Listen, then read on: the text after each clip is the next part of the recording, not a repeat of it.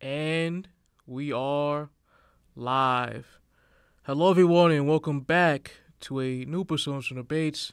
I'm your fellow co-host Dibo, not with my other fellow co-host Matt. Yeah, it's gonna be a one-man show for today's episode, and throughout the rest of this month of June. Unfortunately, yeah. So with to clear the air and to address the recent lack of content between us, the podcast, and also not being in person. It's just you know scheduling issues. Been kind of a pain in the ass. Obviously, school is out of the question with this semester for the both of us, but we got other things going on, and for Matt especially, he's got a busy summer for himself as well. So for the remainder of June, you will most likely not see Matt for any of these episodes as he has some issues to take care of, which I'm not going to be mad. And no, excuse me, I'm not going to phrase it like that. We already talked with each other before, obviously, I got on here for today's podcast. And to our audience, I hope y'all are not upset. I'm definitely not upset. He's his own man. He's got his own things to take care of. So that's that. With that being out the way, obviously, the show must go on. It's pretty much going to be a one-man show from here on out for this month. I'll be here recording and giving you guys my great analysis. Well, I don't need to, pat myself on my own back. You guys can say if my analysis is good or not. That's your opinion. But I'll be here to give my opinion, whether or not you guys like it. And yeah, the entertainment will keep rolling forward. Yeah, glad to get that off our chest. It's been a minute. Been a long minute. Ooh. Hey, shout out Seth with the extra ankle. Thank you. Yeah, as you can see, the empty spot here. Matt would usually sit here and we chop it up, but that's not gonna be the case for the near future. But we hope our good man, our good friend Matt will be joining us real soon. So, to run down this episode's agenda, obviously, it's going to be an NBA Finals preview and prediction special. If you guys didn't know, it's June 6th. And tonight, Game 1 of the NBA Finals will take place between the Boston Celtics and the Dallas Mavericks. I don't know why it took so long. Really, I think the short series between the East and Western Conference Finals really hurt in the interest in this year's finals competition. It hurt all the narratives, which there's a lot of great narratives going on as well. Obviously, you got Kyrie returning back to Boston to play against his former team, all that drama going down. Kristaps Porzingis is going to play against his former teammate Luka and his former team in the Mavericks. So we got a lot of intriguing stuff going on with this year's competition. But unfortunately, that kind of got derailed due to the amount of time being spent between the conference finals series and the finals. But, hey, I'm excited. I can't wait. As a Celtics fan, the nerves, an hour, two maybe, are going to hit really hard, but I'm pretty confident in how this series is going to go for our team. And to show my support for the Celtics, I'm rocking the Jason Tatum socks. If you guys can see, sorry that I don't got that much of stretching ability. Yeah, it's kind of, you guys can kind of see that. I'm not trying to put it on the table. That would be nasty. But rocking the JT socks, had them since 2022. Got that passed on to me as a high school graduation gift. So, yeah, gonna be rocking these socks throughout the rest of the series. So, Woo, go Celtics. But quick rundown of all the things we're going to talk about. First, we got to talk about the Lakers and the whole Dan Hurley head coaching saga that's going on right now. Huge bomb that dropped this morning. Along with that, we're going to do a little bit of fun here before we get into the actual predictions. My top 5 NBA finals in the last decade. So we're going all the way back to 2014. Oh, excuse me. So that's going to be a fun little list to break down later on this episode. And to wrap it all up, obviously we got the huge finals preview as well as my prediction for this series. So let's get into it. And the first thing we're going to talk about is the LA Lakers and UConn men's basketball head coach Dan Hurley. So, if you guys didn't know, according to Adrian Wojnarowski, Woj, I'm gonna keep that short to make it, to make the pronunciation easier. Sorry, Woj. But as I continue, the LA Lakers are targeting UConn's men's basketball coach Dan Hurley as the franchise's next coach and are preparing a massive long-term contract offer to bring the back-to-back NCAA national champion to the NBA. Huge bombshell, very huge bombshell. Obviously, with the recent news involving the Lakers and their vacant head coach position, the general consensus was that JJ Redick, shockingly, would be the next head coach, as Shams was mainly reporting that he was the frontliner to win that position. But, as we all know now, that's not the case. And thank God, on JJ Redick's behalf, that isn't. I'm not going to hate on Redick too much. I love the guy as an analyst. I think he's one of the best basketball minds in the game. The way he breaks the game down is phenomenal, whether it's on his own podcast, whether it's on ESPN, whether it's with LeBron James and their podcast, the Mind the Game podcast, which it's a great listen if you haven't listened to it already. I watch all the new episodes when I have the time to. Very good listen. But when we're talking about the LA Lakers and their expectations, especially with their current window right now, revolving around LeBron and AD as their two best players, it would have been a horrible move. You're talking about a guy in Redick who has no experience being an assistant head coach in this league, coaching in general in the NBA, not even any front office experience, and you want to throw a complete fresh out of water into a situation where it's completely win now. You have a limited time span to win a championship, especially with LeBron's age. He's not going to get any younger. And with LeBron especially, and the entire media revolving around him, as you know, throughout history, the head coach on LeBron James-led teams, they get most to blame. Whether it's an Eric Spoelstra in Miami, David Blatt, Ty Lue in Cleveland, recently Darvin Ham with the Lakers, Frank Vogel especially with the Lakers as well.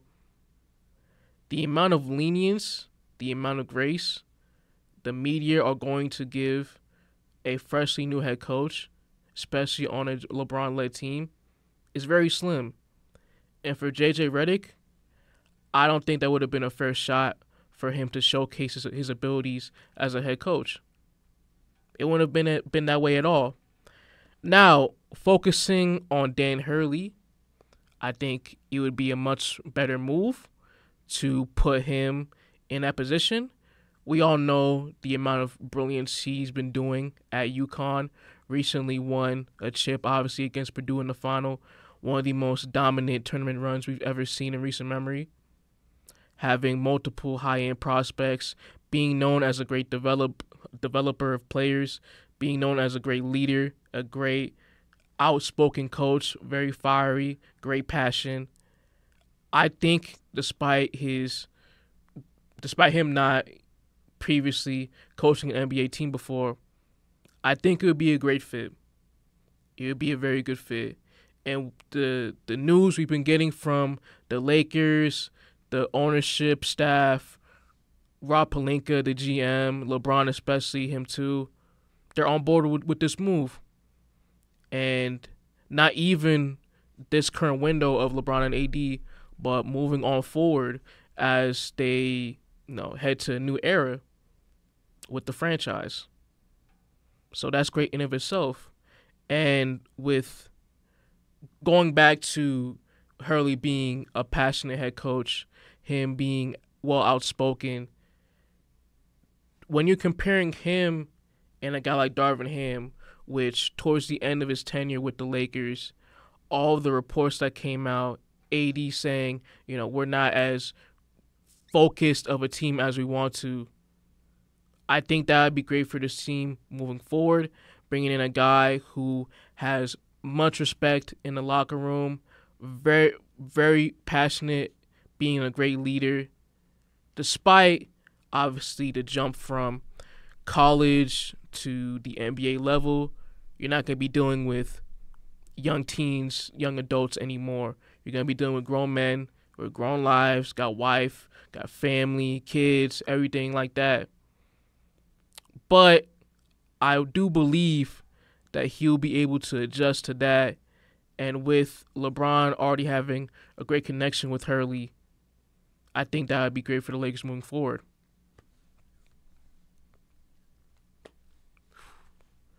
Man, but one more thing. I just want to talk about just that whole thing with Redick again.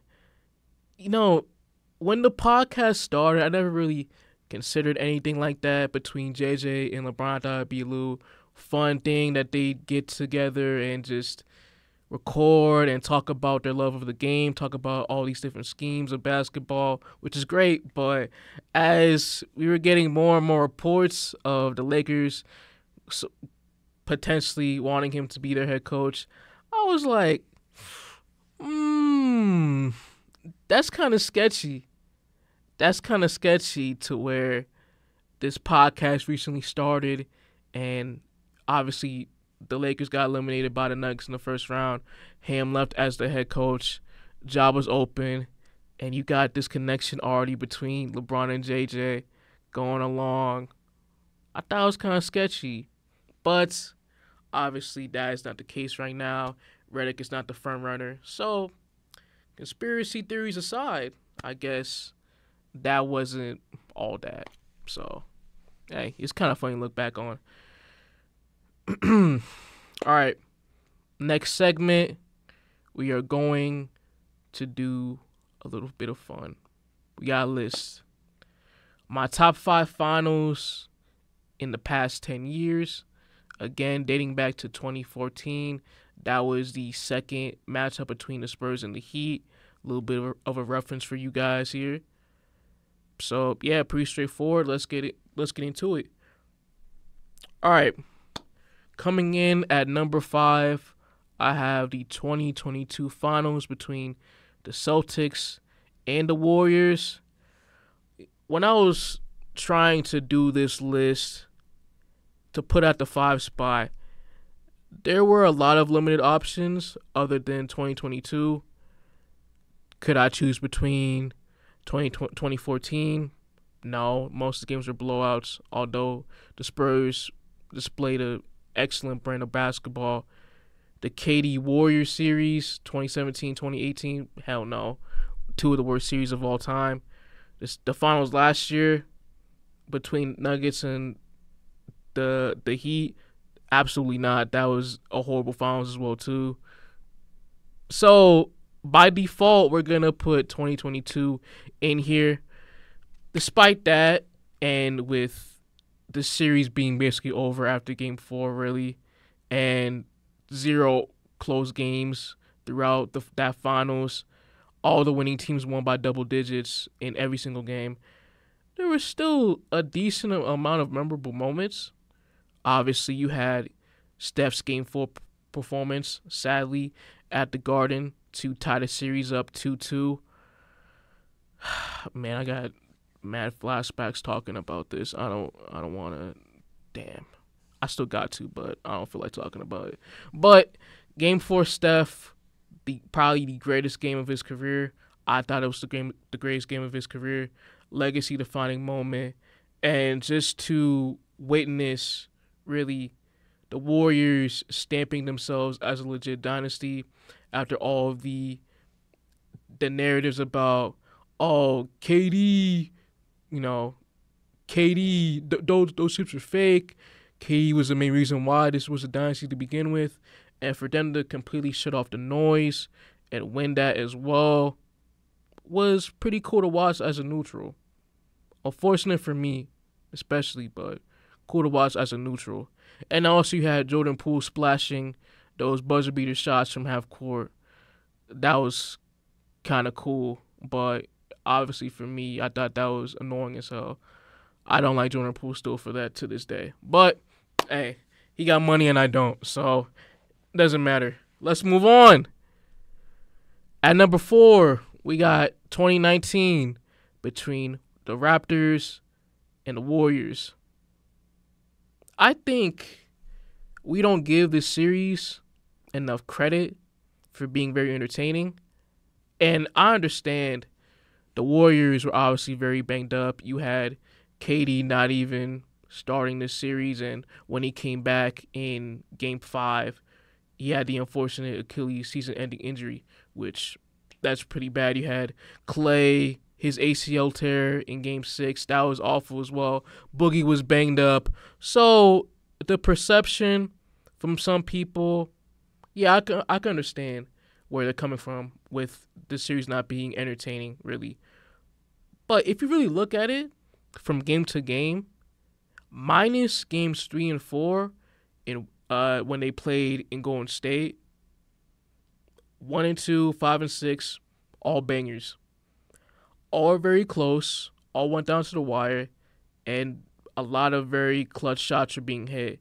I vividly remember the Klay Thompson clutch 3 towards the end of Game 5 to put them up by 6. I thought that was a great play to look back on. And we had a lot of great plays too as well. Like Siakam, he was coming out in Game 1, the opener. He led the team in scoring, if I can recall. Kawhi, obviously, throughout the finals was brilliant, as he was during that entire postseason run, clinching that as one of the greatest runs for an individual player in playoff history throughout the course of the NBA. And also you had Fred VanVleet, his clutch buckets, which with his story being an undrafted guy, for him to pull through for his team in the end of a lot of games to get a lot of clutch buckets down the stretch was very cool to see. And I also want to mention the atmosphere, especially for Toronto, because all the Toronto games, watching it and seeing the loud intensity of the crowd, Jurassic Park outside, it was brilliant to see, and that was really special for a team in their first finals, a team from Canada, a whole different country, getting that whole finals experience for them and ultimately winning it. Moving on, we head to the top 3, and we start off with the 2015 finals, the very start of the Warriors dynasty. The Cavs' injuries were still very unfortunate, but ultimately the series was still very competitive, with games 4 and 5 being the only blowouts. Lots of great memories to look back on. Steph tying, I believe, Game 2, if I can remember Game 2, to send the game to overtime was a great moment. Matthew Dellavedova, his clutch defense on Steph. And I remember, obviously, and a lot of people remember all the narratives about him being a Curry stopper, which was very fun to look back on. Obviously, that didn't really happen, but still very funny to look back on. And obviously, you had LeBron James leading his team to a historical performance despite all the injuries, having guys like Timofey Mozgov starting in the lineup, and for him to still being able to push this series to 6 games, having a 2-1 series lead at one point was pretty cool to see. So I think 3 would be a great spot here on this list. All right, moving on to the top two. We're going to start off with second place, and we got the 2021 NBA Finals. I really wish, with all the COVID stuff going on, it would have been taking place in full crowds, full stadiums, without all the mandates as well. But for the time that it was, that's what we had to deal with. And despite all of that stuff, it was still a classic. It was still a phenomenal series to look back on. I mean, you had the Bucks unexpectedly coming back 2-0 down. Everybody thought it was over. Everybody thought Chris Paul would get his first ring as a player. Everybody thought Dibo would be considered as that one of the newest faces of the NBA, and that didn't happen. That whole narrative completely changed, and ultimately Giannis and his story being worked from the ground up, being this scrawny Greek kid coming into the States to hoop, and for him to completely switch it around and win a chip for a franchise that never won anything since the Kareem and Oscar Robertson days was very cool to see. And for Giannis especially, I don't think we as a people give him enough credit for his performances in that finals, especially from games 4 through 6. Just the amount of iconic moments he had. The game 4 block on Aiden in crunch time. The ability to stop and recover on D-Book in the pick and roll. And for him to go back to the painted area and to contest Aiden's two-handed dunk attempt in that stage of the game was one of the greatest defensive plays of all time in NBA history. And in game 5, you had the N1 dunk to seal the game on CP3. Shout out Drew Holiday for getting the steal on Devin Booker to set that up. And in game 6, the closeout, one of the greatest closeout games we've seen from a player in finals history. Setting up a 40 ball, 14 rebounds as well, hitting all of the clutch free throws at the end to wrap it up for the Bucks. It was phenomenal. And with how Giannis' career has conspired since the finals win, I think people have forgotten how special this series was, especially when you factor in the amount of injury luck the Bucks had to get to that position, which that's a bad narrative going against them in Milwaukee. But just looking back, that was just a phenomenal performance. And especially when in the Hawks series, I don't think people talk about this enough more. He hyperextended his knee in game 1, I believe, game 1 or game 2. If you look at the replay, his knee was completely crooked. It was like a bendy straw. It was a nasty injury, and for him to recover from that and produce one of the greatest performances we've ever seen from a player in history, so solidify his all-time status, it was a phenomenal effort. Very phenomenal effort. And to wrap it up, obviously 2016, I don't gotta linger on this for too long. Kyrie's dagger, LeBron's block, both in Game 7. Two of the greatest plays in NBA history. The two-man game between Bron and Kyrie, the greatest two-man performance probably all time in finals history, and the only 3-1 comeback in finals history. Like, what more can you say? Just one takeaway I want to add was in Game 7, down the stretch, I wish LeBron got that converted boom on Draymond to seal the game. I really wish that would have happened. That would have been a huge cherry on top of the cake to wrap up the greatest comeback in NBA history like that. That would have been phenomenal to see and witness. But, hey, for what we got, was pretty great in of itself, and that's why it's at the very top of this list.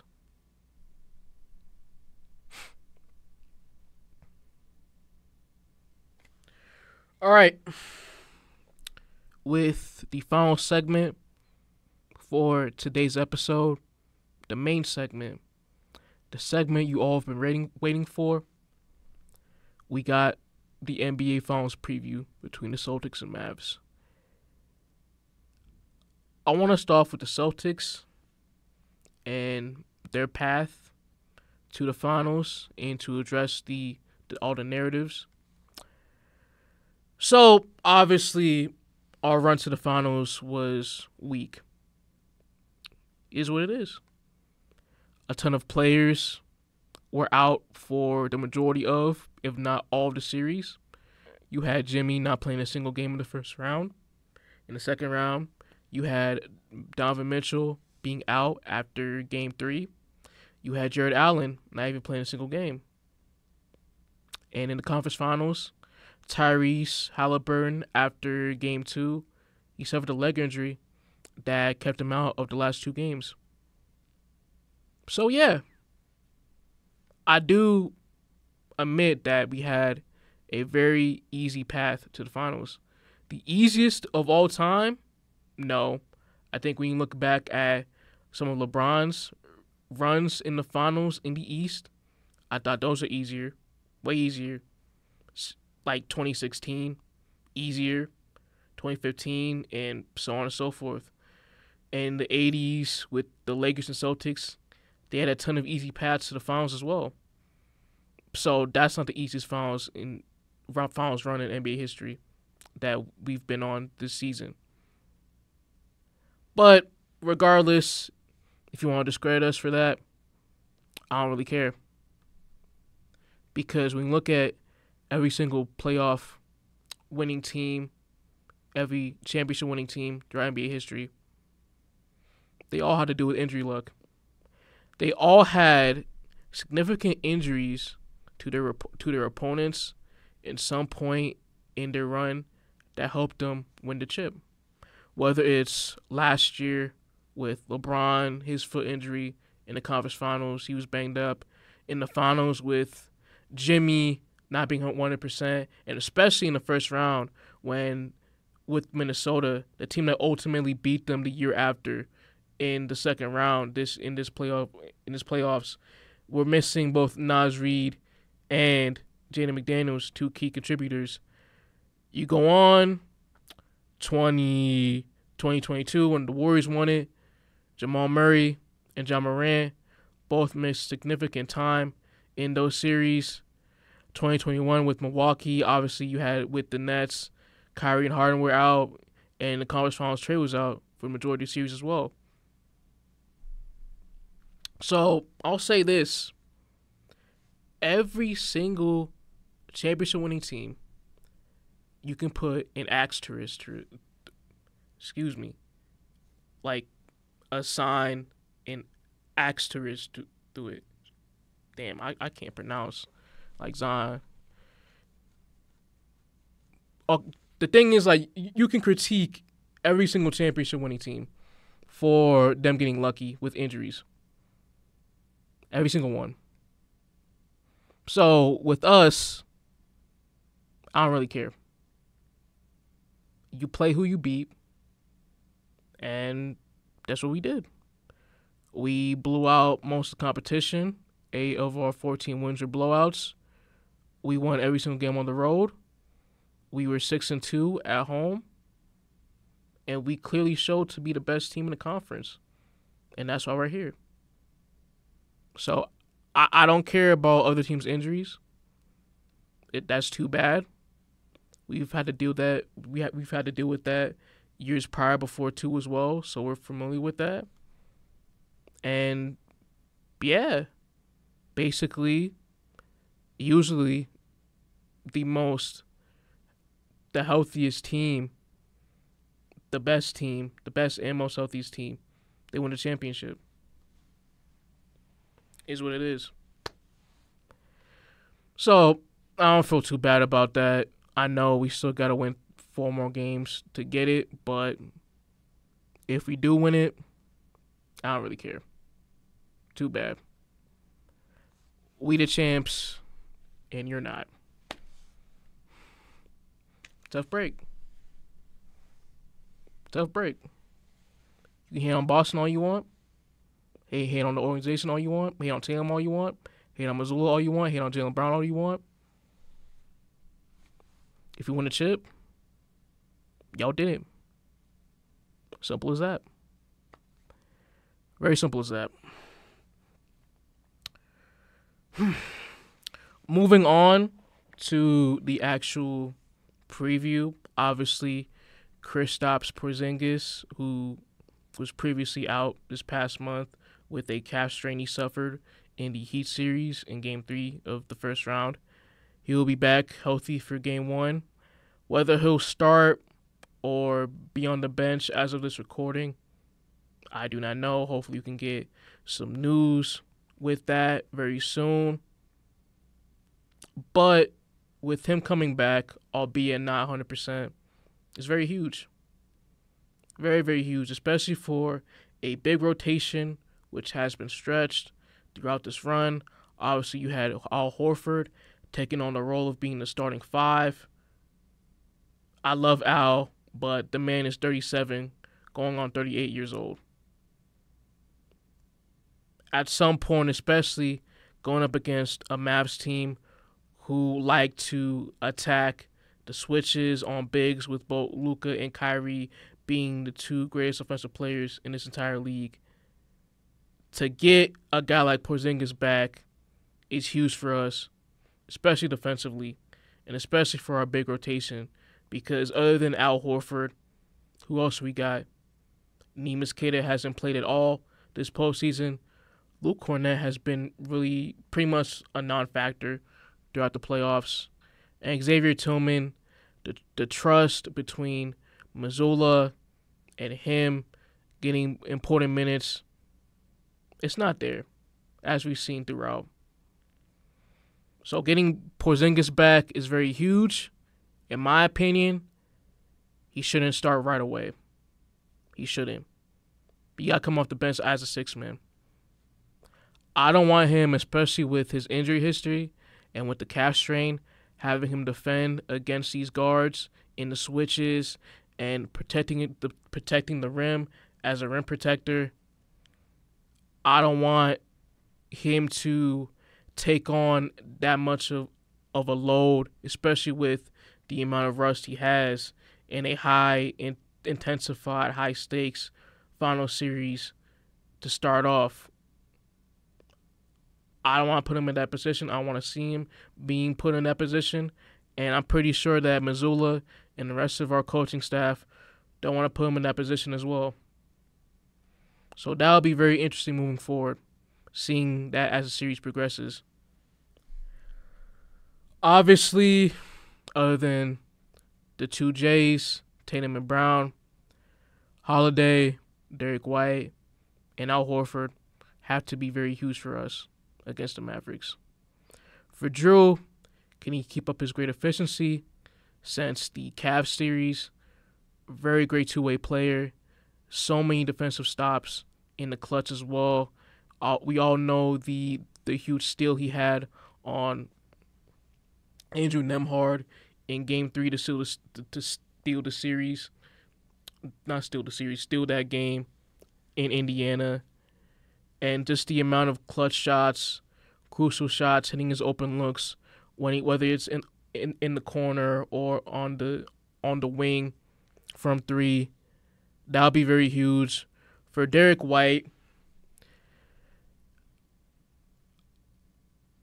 defensively, he's been poor, especially individually. I think with him, he's relying too much on forcing turnovers, getting steals and blocks, instead of just focusing on stopping the man in front of him. And that has to be huge moving forward, especially when he's on Kyrie with his assignment in certain moments of the games. And offensively, he's got to hit his open shots. He has to control the offense when he has the ball, not turn the ball over, and hit his open shots, point blank. And for Al, lastly, with all the attention being put mainly on Tatum and Brown, both of them, can he hit his open shots too in the corner And defensively, in the pick and roll actions that Dallas likes to do, can he hold his ground enough to force enough stops?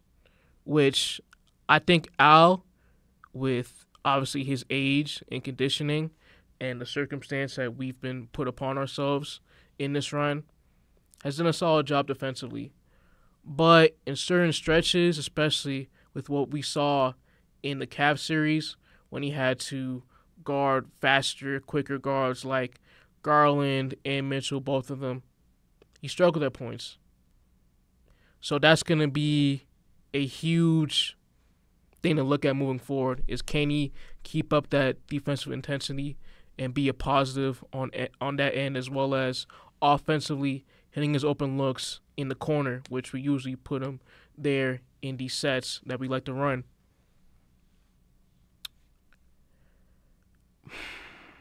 And speaking of defensively, for Missoula, how much do we want to run drop coverages or just straight up switch? Because you got to factor in with Porzingis' health and Al's age, not having to put that much wear and tear on the tires, putting them in drop against these guards in Luka and Kyrie who can fry anybody at any given moment, it's a huge thing to look at. So hopefully he'll be able to balance that out in this final series. For the Mavs, Luka and Kyrie. For Dallas, they're the underdogs by a good amount. Whether or not ESPN wants to say the Mavs are going to win this series, they're still underdogs. Look at all the betting odds. All the betting odds are in our favor, the Celtics' favor. And so for both Luka and Kyrie, the best backcourt in the league by far. I don't think that's a debate. Probably, arguably, the best duo in this league right now, especially offensively. They have to be perfect, near perfect, actually, every single night if they have a chance to win the series, which, from their previous playoff history, especially Luka, that's a possibility. And when you remove those two with the role players like a PJ Washington, like a Derrick Jones Jr., in that starting lineup as well, and guys like Exum, even Jaden Hardy coming off the bench, Maxi Kleber, who's going to be a big X factor in the series as well, can they hit their open shots? Can they somewhat be able to match the offensive firepower that the Boston Celtics have? Because when you look at the two teams and the amount of ball handlers, the amount of shot makers and shot creators, we beat them in that aspect by a mile. Derek White, Drew Holiday, Tatum, Brown, Horford, and even guys off the bench like a Sam Hauser, who was poor in the Pacers series shooting-wise, but I think he'll be able to bounce back from that in this final series. Payne Pritchard.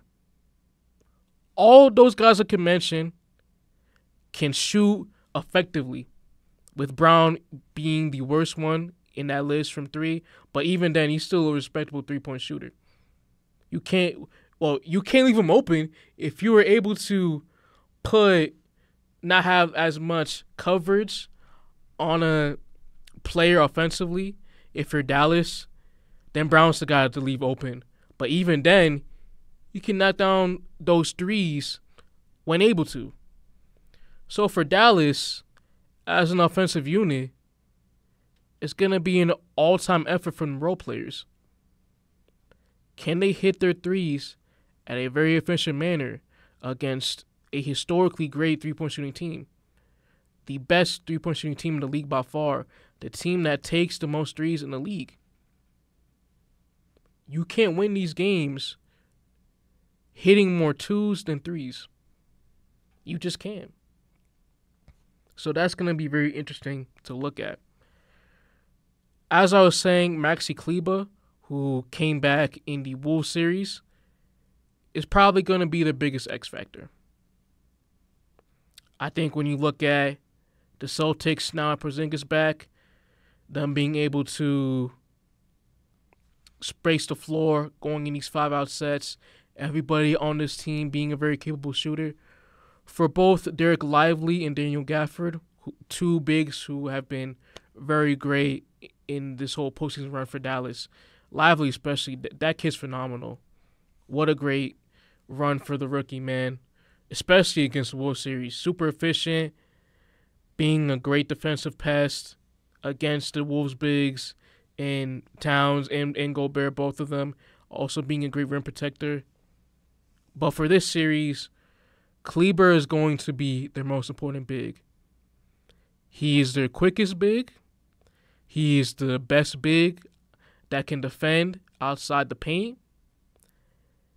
And for the Mavs, he'll be very instrumental to at least somewhat slow down guys like Porzingis and Horford, even Tatum when he switches onto Jason Tatum. Can he disrupt enough shots, enough looks that they have offensively? Can he at least make their game difficult for them to hit open looks? That would be huge moving going forward. I believe in lineups, Maxey will be the 4, and either Lively and Gafford will be the 5 in some instances. I preferably would want Lively. I think Lively should get more minutes over Gafford in this series due to the defensive discipline that Lively has, even for his young age, as well as being a small ball 5 in some cases, which we could potentially see. And also, one thing I have for the Mavs, a key factor that I don't think people are looking into it as much, can they win the rebounding battle, specifically with offensive rebounds? I think when watching this team, for the majority of it, offensive rebounding is one of our biggest weaknesses. And it's a big weakness that I don't see people talking about enough. Throughout these playoffs, we rank 9th in offensive rebounds. And from what I've been seeing in this playoff run, when we lose in these playoffs, especially, even the games that have been close, the offensive rebounding battle has been a huge factor. And for opposing teams out-muscling us, being better when it comes to hustle, and getting more possessions overall, that has been a huge factor in them being competitive in these series at some point. And for Dallas, when you have multiple bigs like a Lively, like a Gafford, who are very capable rebounders, that's going to be very huge, especially when you're going up against a team that is so great, that is so potent offensively in the Boston Celtics. So getting more possessions, getting more looks for Luka and Kyrie to both operate will be huge for them going forward. Very huge. So to wrap it up, I will give my final prediction. And with my prediction, I have the Boston Celtics beating the Dallas Mavericks in 5 games. A little bit biased from me. Not gonna lie. I'll be honest. I wouldn't be surprised if the series get pushed to 6 games, just because of Luka's greatness as an offensive weapon. He can flip the series by himself if he wanted to. But ultimately, although Luka is the clear best player in this series, Tatum might say something about that, but as of right now, Luka is the clear best player. Throughout the rest of both rosters, we have the better roster. we have the better coaching, and we have the most experience out of the two teams. I don't see a world where they're able to beat us in these 7 games, best of 7 series. I wouldn't be surprised if that were to happen, just because of how great Luka is again, and Kyrie being a riser if he's able to. But ultimately, we're just a better team. Plain and simple. We're just a better team. I still believe it's going to be a fun and competitive series. I think in some games they're going to be very high scoring due to the amount of offensive firepower. But in 5, I have the Celtics beating the Mavericks and getting their first championship since 2008.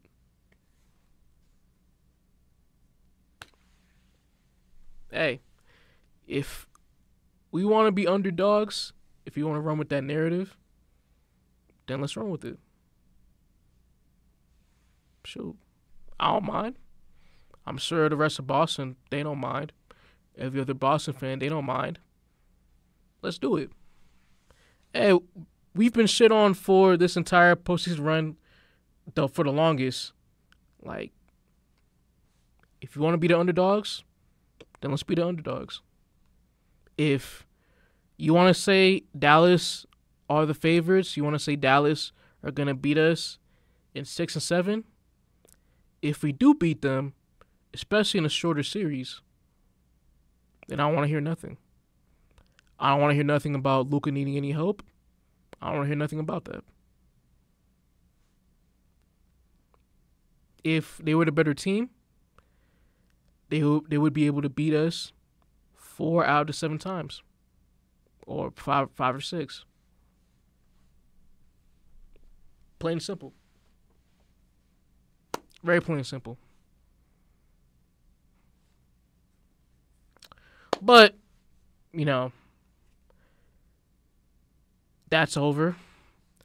And there's a game tonight. Thank God. I'm going to enjoy that game. And hopefully we're going to win that game. As well as the series.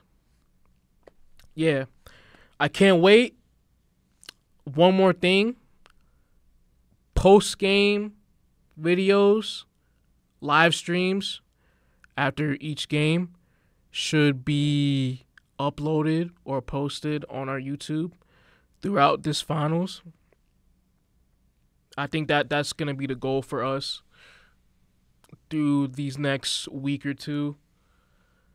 I should be able to with my time. If not, then I deeply apologize, but I should be able to. So I can't wait for that. And yeah, if you guys have stuck around for this long, thank you so much. Please drop a like and a comment as well. And follow us on all of our social media platforms. Excuse me, my fault. A little bit excited there. Follow us on all of our social media platforms. YouTube, Instagram, and TikTok, all at the handle @Lunch Debates. And yeah, man, let's hope it's a good finals and go Celtics. Peace.